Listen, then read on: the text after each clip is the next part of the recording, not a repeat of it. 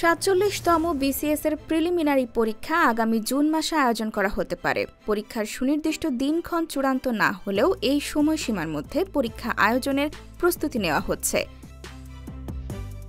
বুধবার the daily ক্যাম্পাসের সঙ্গে আলাপকালে এ পরিকল্পনার কথা জানান পাবলিক সার্ভিস কমিশনের চেয়ারম্যান অধ্যাপক মোবাশ্বের মোনেম।